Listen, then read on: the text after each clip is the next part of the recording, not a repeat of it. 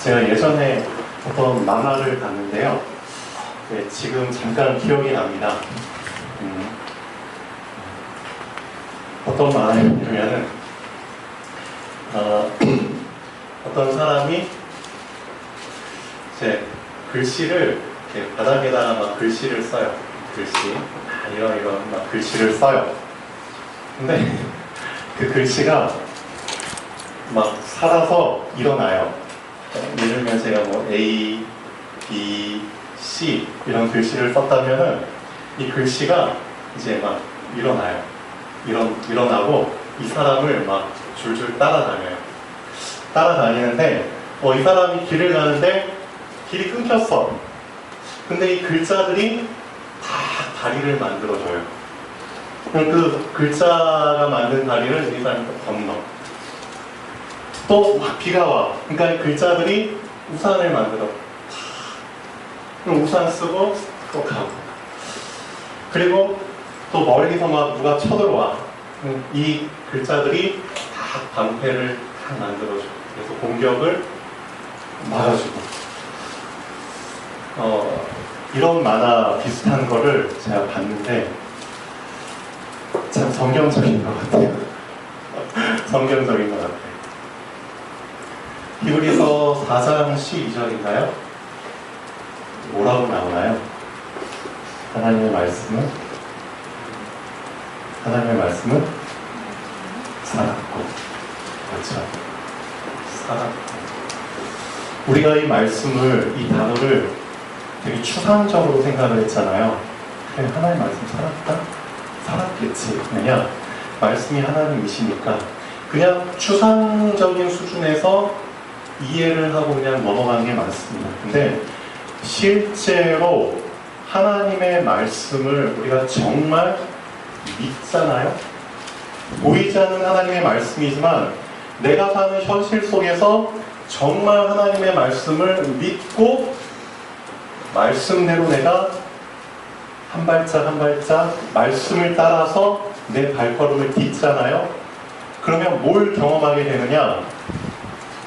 이 만화처럼 말씀일 뿐이지만 그 말씀이 정말 살아서 움직이게 되는 것을 경험하게 됩니다.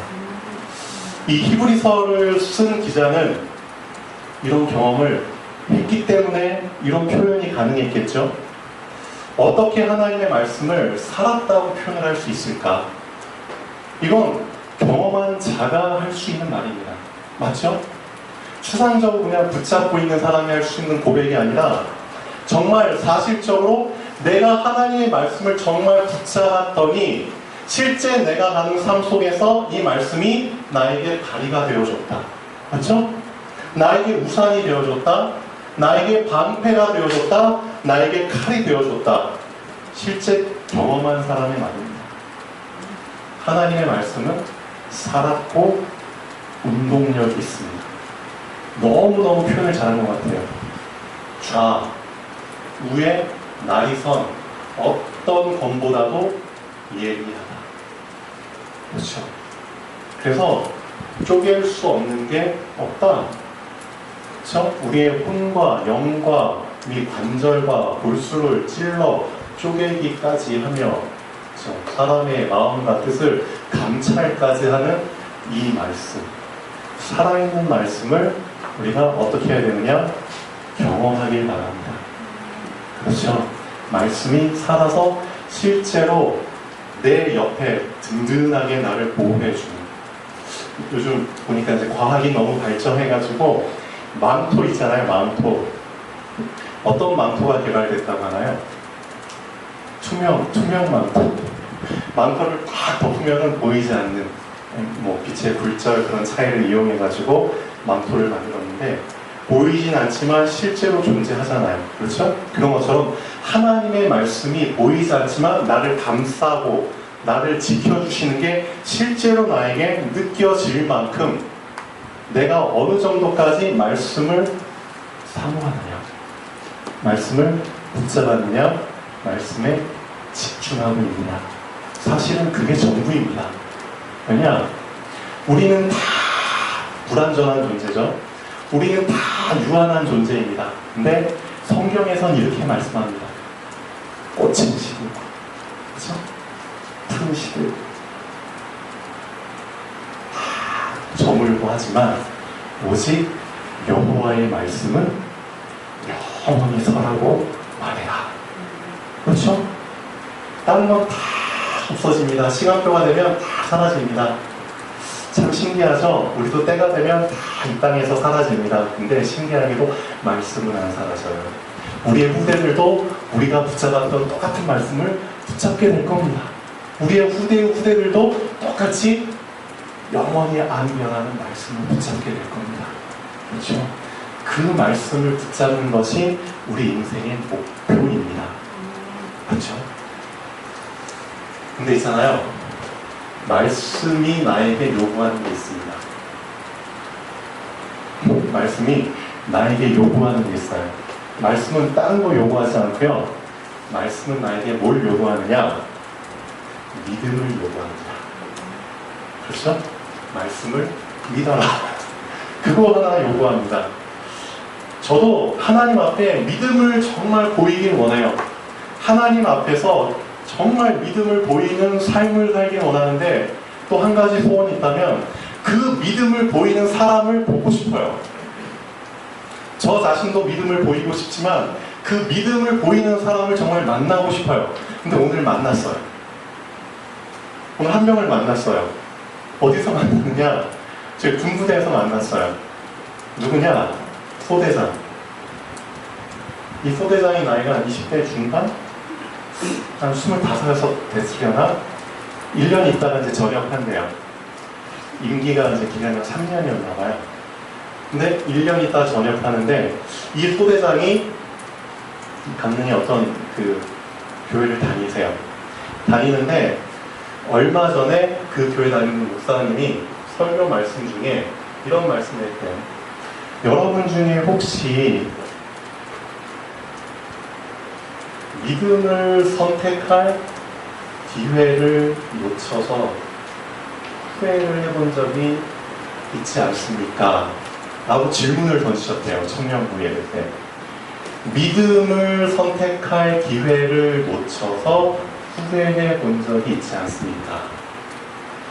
이 말이 이 소대장한테 꽂힌 거예요. 아, 그래?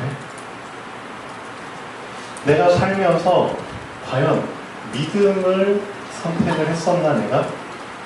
자기 자신을 되돌아보게 된 거예요. 그러면서 이런 고백을 하더라고요. 교회 안에서는 다 믿는 자들이니까 그렇죠? 쉽다는 거죠. 근데 실제 내 삶의 현장에서는 이 믿음을 선택한다는 게 그렇죠? 삶 속에서 믿음을 선택한다는 게 쉽지 않다는 거죠. 그럼 나는 이 믿음을 선택할 기회가 나에게 주어졌을 텐데 과연 선택했냐 이거죠. 그러면서 이 학산 군부대 전차중대에 본인이 이제 딱 임관하면서 기도를 했대요. 하나님, 이 군부대 안에 그래도 작은 신앙의 공동체 모임을 하나 시작하길 원합니다. 그래서 몇 명이라도 좋으니까 이 믿음을 붙잡고, 그렇죠? 믿음을 붙잡고 쓰러지지 않는 그 군인들, 그 모임을 만들기를 원합니다.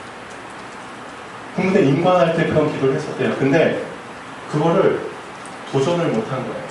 선택을 못한 거예요. 믿음의 선택을. 그러다가 이 목사님 말씀이 이제 시간표가 된 거죠. 다 자기한테 부딪힌 거예요. 그래서 이젠 더 이상 안 되겠다. 그래서 오늘 평소 예배 같으면은 8시 반에 예배가 시작돼요. 그래서 9시쯤에는 예배가 끝나거든요. 그리고 9시 한 10분 정도까지 간식 나눠주면 끝나요. 그러니까 이렇게 단조로운 시간표로 그냥 예배가, 주일 예배가 계속 진행이 되고 있었어요. 근데 소대장이 얘기하더라고요. 이렇게 단조롭게 예배하면은 정작 이 군인들한테 정말 좀 더 깊이 말씀이 들어가고 뭔가 같이 기도를 나눌 수 있는 그런 시간이 없지 않는가. 그래서 이 소대장님이 며칠 전에 목사님한테 메시지를 보낸 거예요. 목사님, 예배 끝나고 작은 소모임을 만들고 싶습니다. 그러니까 이 목사님이 그 메시지를 보고 오늘 이제 말씀 시간에 얘기를 하신 거예요. 그래서 예배 끝나고 나서 잠깐 이제 소대장님하고 저하고 또 우리 같이 가신 권사님들이랑 또 이동근 장로님과 또 이제 거기 같이 참여할 수 있는 군 장병들 몇 명 이렇게 해가지고 모임을 가졌어요. 그래서 제가 좀 늦었습니다. 너무 감사하죠. 원래는 우리가 이런 모임을 간절히 원했잖아요. 얼마나 원했습니까? 이 군인들이 딸랑 이렇게 30분 예배드리고 가는 거 너무 안타깝습니다. 하나님, 이 군인들한테 조금이라도 말씀이 흘러 들어가야 되는데 우리가 또 나서면 또 뭐 이렇게 좀 주제 먹다 싶을 거고 그래서 계속 기도만 하고 있었죠. 조금씩 목사님께 좀 사인을 좀 드리긴 했지만 근데 이 소대장이 그렇죠? 소대장이 직접 필요를 느껴서 목사님께 제안을 하고 목사님 허락하실 수밖에 없잖아요. 군부대 안에서 군인이 직접 제안을 하는데 장교가 그래서 오늘부터 이 소모임이 시작이 됐습니다. 너무 감사하더라고요. 그 응답을 직접 보는 시간이었고요. 저는 진짜로 소대장을 볼 때 와, 이 시대를 살아가고 있는 20대 청년들 중에서 진짜 이 삶의 현장에서 교회가 아닌 삶의 현장에서 정말 믿음을 드러내는 걸 진짜 간만에 본 것 같아요. 얼마나 감격스럽던지 야, 이런 청년들이 그래도 아직 숨겨져 있구나. 너무 감사했죠. 그래서 아마 다음 주부터는 더 알찬 또 소모임이 진행이 되겠죠. 그래서 이제 소대장님은 좀 부탁을 하더라고요. 한 30분 정도 이제 예배 소모임 시간을 갖게 될 텐데 찬양도 드리고 또 이제 집사님이 말씀도 잠깐 전해주시고 또 이제 군인들 어떻게 지냈는지 잠깐씩 간증도 하고 같이 기도 제목 붙잡고 이것만으로도 사실 충분하죠. 네, 진짜 하나님께서는 하시는구나. 네, 그걸 다시 한번 확인하는 시간이었습니다. 하나님께서는 정말 우리에게 믿음을 선택할 수 있는 기회를 사실상 날마다 주고 계십니다. 근데 있잖아요. 여기 있는 분들 저를 포함해서 공통점이 뭐냐? 한 명도 빠짐없이 누구 앞에 선다? 하나님 앞에 서는 날이 옵니다. 맞죠? 하나님 앞에 서는데 사실상 어떤 모습으로 서느냐 다 지켜보겠죠. 분명히 하나님 앞에 다 서거든요. 갓난 아이의 모습으로 서느냐 아니면 장성한 자의 모습으로 서느냐 뭐가 결정하는 것 같습니까? 난 비록 육신의 나이가 성인이 됐어요. 그리고 늙어서 죽었어요. 근데 실제 하나님 앞에 설 때 이 육신의 모습으로 서는 게 아니라는 거 알고 계시잖아요. 어떤 모습으로 서느냐? 네가 과연 믿음을 선택할 기회를 그렇죠? 많이 붙잡아서 믿음으로 말미암아 너의 영적인 모습이 그렇죠?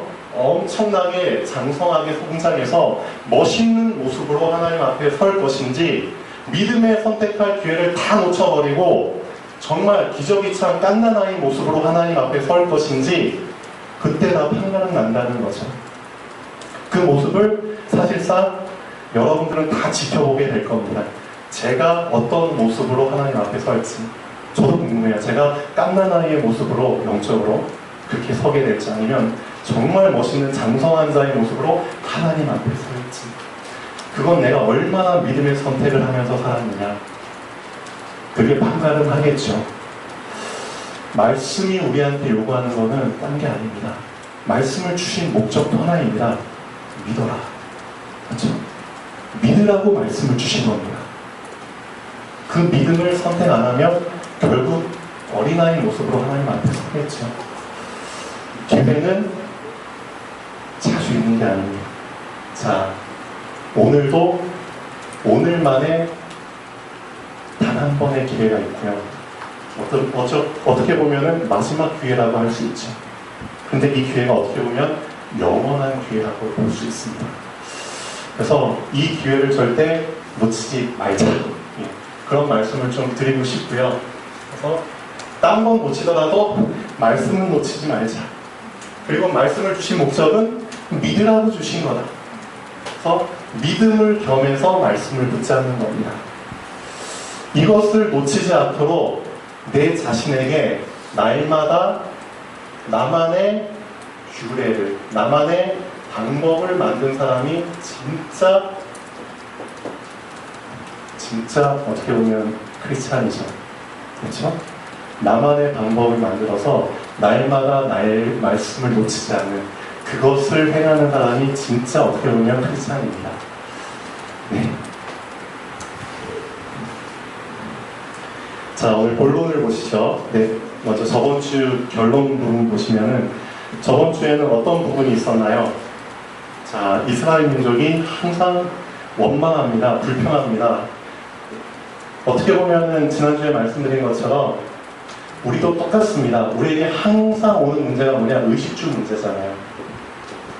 이 문제는 죽을 때까지 없어지지 않습니다. 그렇죠? 또 자영업 하는 분들은 이렇죠. 어떨 때는 돈이 많이 들어오고 어떨 때는 돈이 조금 들어오고 조금 들어오면 항상 또 걱정이 앞서죠. 이런 한 달 어떻게 공과금 낼까, 전기세 낼까, 우리 아이 학원비 어떻게 낼까, 그런 거 있잖아요. 음식은 좀 아껴서 사야겠네, 오늘은 이번 달은 간식을 좀 줄여야겠네, 그런 걱정이 항상 앞설 수밖에 없잖아요. 근데 이스라엘 민족도 마찬가지였다는 겁니다. 분명히 구원의 은혜를 체험을 했어요. 애굽에서 종으로 살다가 노예로 살다가 그렇죠? 10가지 기적을 체험을 한 사람들입니다. 그럼 사실상 이때 이미 결론을 냈어야죠. 어떤 결론이죠? 의식주가 문제가 아니다. 맞죠? 하나님이 그 이상의 것을 이미 책임지신다는 것을 이미 이때 결론을 냈어야 됩니다. 10가지 재앙, 하루아침에 10가지 재앙 주신 게 아니거든요. 10가지 기적 주신 게 아니거든요. 쭉쭉쭉 시간 더 가면서 몇 개월에 걸쳐서 사실 10가지 재앙을 주신 거거든요. 그럼 이 재앙이 우리에게는 기적이잖아요. 맞죠? 하나님을 떠난 사람들한테는 재앙이지만 하나님을 붙잡은 사람들한테는 기적입니다. 이 기적들을 몇 개월에 걸쳐서 순차적으로 쭉 주실 때 사실상 이미 결론을 내렸어야 됩니다. 내가 이런 의식주 수준에 매여 있어야 되겠냐? 아니라는 거죠. 그리고 애굽을 나왔죠.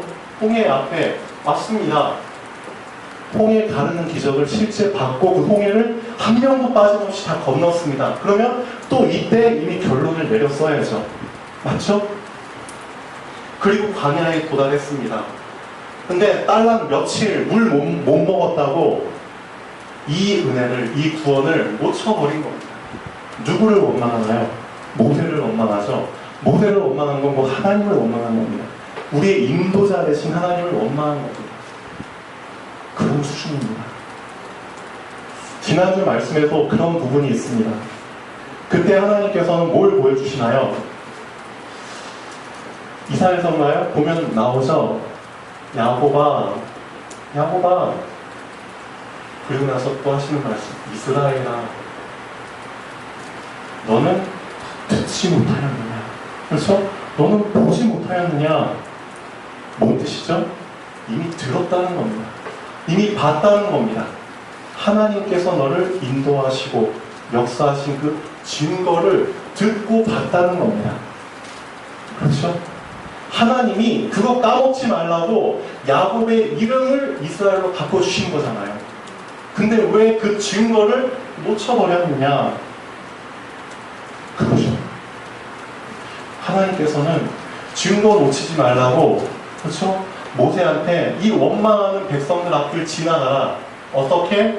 나일강을 치던 내 지팡이를 손에 잡고 지나가라. 나일강을 치던 그 지팡이, 물이 변해서 피가 되는 홍해를 갈랐던 그 지팡이, 그것을 들고 지나가라. 뭔 뜻이죠? 증거를 놓치지 마. 너를 구원했어, 건졌어, 지금까지 인도했어. 그거 놓치지 마. 자, 근데 있잖아요. 하나님께서 계속 기회 주시지만 또 오늘 말씀 보면은 하나님 어떤 분이냐? 하나님은 정리의 일이자입니다. 정리. 우리도 지저분한 거 언제 한번 크게 정리하잖아요. 맞죠? 청소 일주일, 2주일 못했다가 언제 한번 대청소하잖아요. 똑같습니다. 하나님께서도 그냥 놔줍니다. 놔두고 어지러워질 때까지 한번 쫙 왔다가 한 번 한 번씩 크게 정리하시죠. 정리할 수 있는 가장 좋은 수단이라고 전쟁입니다. 안타깝죠? 하나님은 진짜 무서운 분입니다. 어떻게 보면 기회를 주시는 분이시기도 하지만 그 기회를 놓치고 계속 원망과 불평 속에 빠져 있으면 하나님은 그냥 정리하시는 겁니다. 왜 정리하시냐? 나머지 사람들 영향받으면 안 되잖아요. 맞죠? 계속 지저분하게 만들면 안 되잖아요. 하나님 경고의 의미로도 정리를 주십니다. 어떻게 정리하시는지 한번 보죠. 물론 그때 아말렉이 와서, 아말렉이라는 그 족속이 어떤 족속인지 아시죠? 야곱의 형 이름이 뭐죠? 야곱의 형 에서. 예. 에서의 손자. 에서의 손자가 아말렉이라고 합니다. 그러니까 이 에서의 손자 아말렉, 어떻게 보면은 이스라엘 민족의 먼 친척이에요. 그 먼 친척을 통해서 정신 차리게 만들죠. 아말렉이 갑자기 쳐들어옵니다. 근데 어떤 상태에서 쳐들어왔느냐? 결론 보시면 아는 것처럼 각 애굽을 나오지 얼마 안 돼요. 그렇죠? 진열이 전혀 정비가 안 된 상태예요. 전쟁해본 경험이 없는 사람들이에요. 노예 경험은 많아도 전쟁 경험은 없는 사람들이에요. 그 사람들 속에 아말렉이 쳐들어옵니다. 10중 8구 크게 당할 수밖에 없죠. 하나님께서는 어떤 계획을 갖고 이 아말렉이 쳐들어오는 걸 허락하셨을까? 곰곰이 생각을 해보죠. 아하, 그렇죠? 만약에 이스라엘 백성이 온전히 하나님께 순종하고 따랐다면 이런 아말렉 쳐들어오기도 전에 하나님이 막았을 겁니다. 맞죠? 불기둥과 구름기둥으로 막고 홍해를 가르친 분인데, 근데 하나님께서는 허용하셨다는 거죠. 그 이유가 뭘까요? 자, 결론 첫 번째 한번 보시죠. 애굽에서 나온 지 얼마 안 되고 진열이 전혀 정비되지도 않고 전쟁 경험이 없던 이스라엘 민족을 아말렉 족속이 공격하도록 하나님이 허락하신 이유가 있습니다. 왜냐? 구원의 은혜와 감사를 놓치고 계속 원망과 불만 속에 잡히게 되면 하나님은 전쟁, 노예, 포로, 속국, 이게 이스라엘의 역사죠. 이것과 같은 고난을 통해 깨닫게 하시고 회개하고 하나님께 돌아오게 하십니다. 그렇죠. 지금도 전 세계적으로 일어나는 전쟁과 분쟁과 많은 어려움을 통해서 하나님은 이 방법을 그대로 쓰고 계십니다. 하나님은 전쟁을 통해서 불평, 원망하는 자들을 조금씩 정리해 나가십니다. 그렇죠? 그 싸움에 모든 남자들이 아마 총동원됐겠죠. 그렇죠? 그런데 참 신기하죠? 전쟁한 결과 누구는 살아남고 누구는 죽었네. 근데 죽은 사람들을 쭉 어떻게 보면 조사해 보니까 아하, 이 사람들은 언제 하나님 원망했어? 언제 진짜 이 사람은 하나님 욕했고 이 사람은 자 극단적인 막 단어를 써가면서 사람들 선동해서 막 분란을 일으켰어. 아마 그런 사람들이 좀 주를 이루지 않았을까, 그런 생각도 사실은 해봅니다. 왜냐, 그런 사람들 계속 불신앙의 말, 사람들 선동해서 불신앙 붙잡도록 하는 사람들은 하나님이 정리하실 수밖에 없잖아요. 그리고 그런 목적으로 사실은 광야를 통과하게 하시는 겁니다. 우린 다 알고 있잖아요. 그렇다면 내가 진짜 중요한 거는 하나님은 정리하시는 분인데 내가 그 정리 대상에 들면 안 되잖아요. 맞죠? 내가 하나님이 정리하신 그 대상 몽도 안에 들어있으면 안 되잖아요. 하나님은 지금도 우리에게 똑같이 기회를 주십니다. 어떤 기회? 아까 말씀드린 믿음을 선택할 기회. 근데 믿음을 선택할 기회를 놓쳐서 계속 말씀과 대치되는, 말씀과 대적하는 그런 위치에 서서 말씀을 대적하는 말들을 계속 해버리면 하나님께서는 어쩔 수 없죠. 너 정신 차려야 돼. 너한테 고난 줄 수밖에 없어. 그렇죠? 어려움 줄 수밖에 없어. 언제까지? 깨달을 때까지. 난 널 이런 식으로 정리하고 싶지 않아. 하나님께서 기회 주시는 겁니다. 그래서 이번 출애굽기 말씀을 쭉 보는 동안에 정말 나의 말씀으로 붙잡으셔야 됩니다.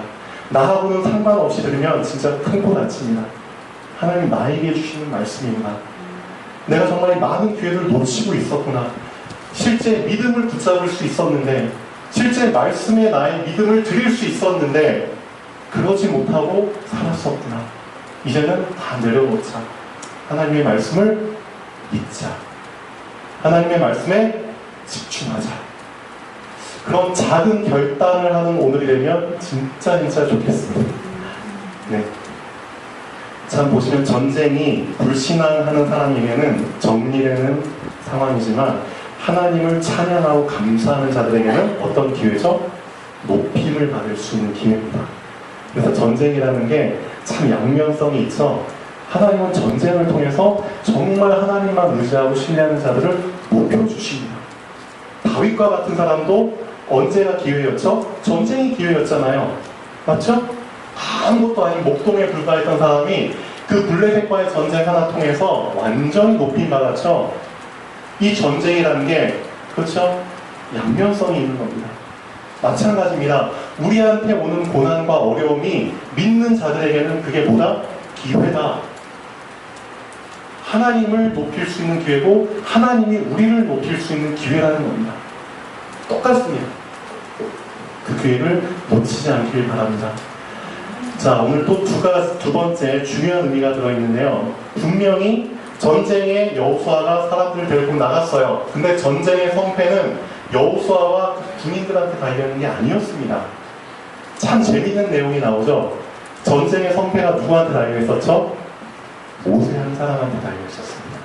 참 아이러니하죠. 모세가 누구길래? 모세가 누구였나요? 모세가 이스라엘 민족을 이끌 영적 지도자였습니다.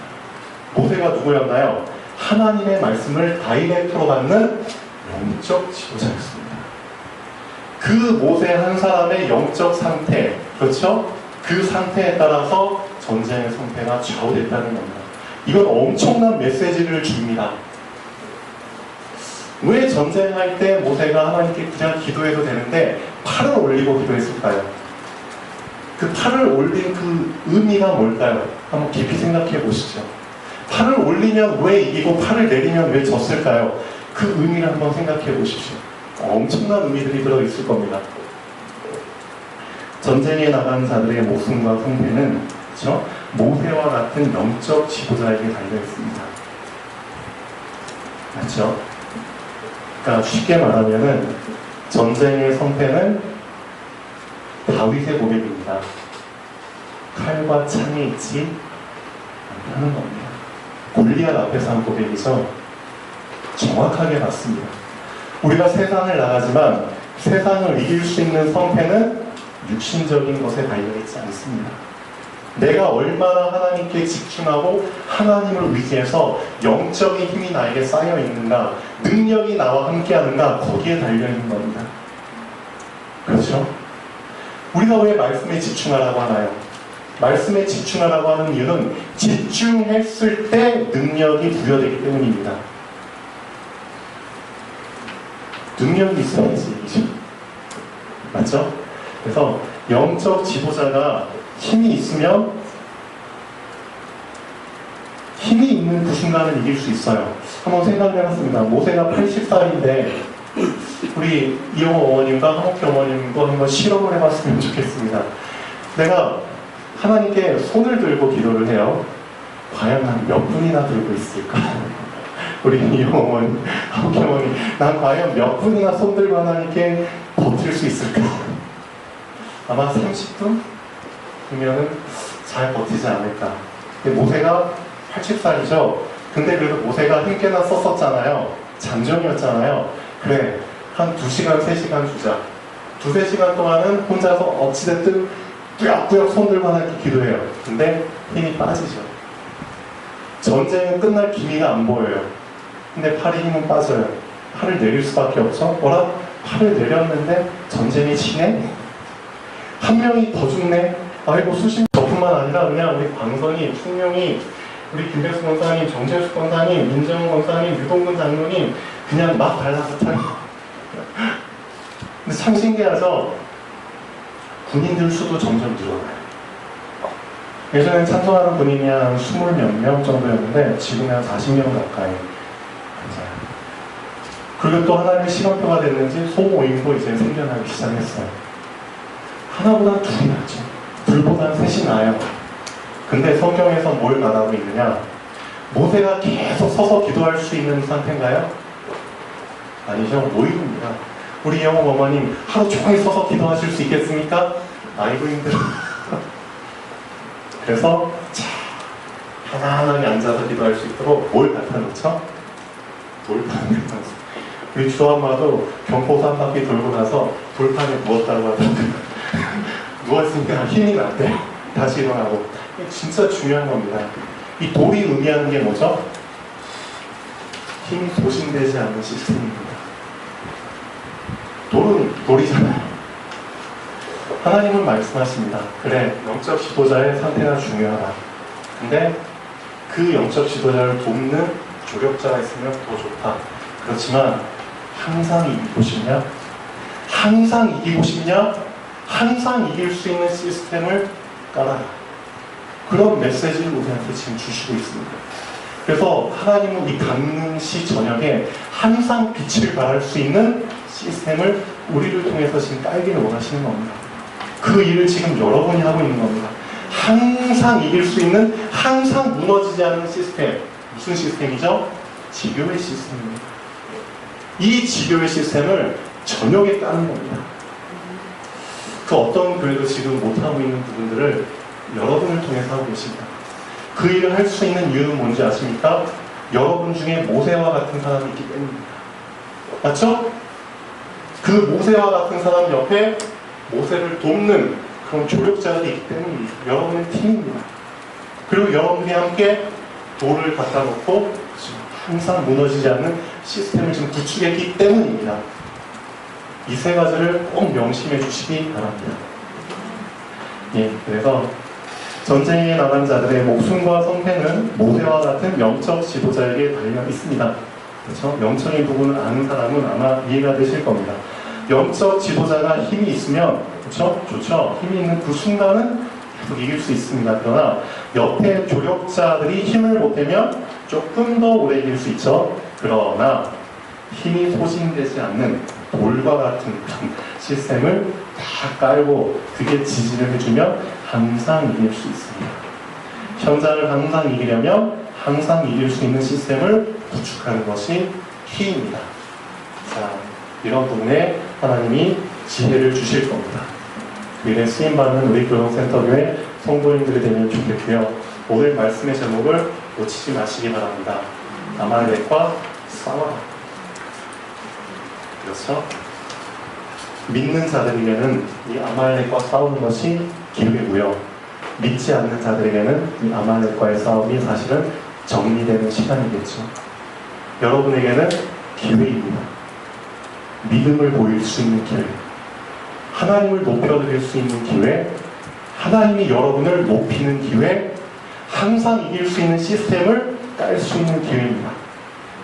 자, 한 주 동안 승리하시면 좋겠습니다. 살아계신 하나님 아버지,